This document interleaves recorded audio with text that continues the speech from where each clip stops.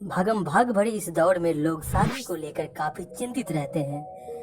यही कारण है कि लोग मैट्रिमोनियल वेबसाइट पे अपना प्रोफाइल अपलोड करके योग्य वर और कन्या की तलाश करते हैं। वैसे आपको यह जानकर आश्चर्य होगा कि विश्व का पहला मैट्रिमोनियल सभा बिहार के मधुबनी जिला स्थित सौराठ में लगा था, जिसे हम सभागाछी के नाम से जानते हैं।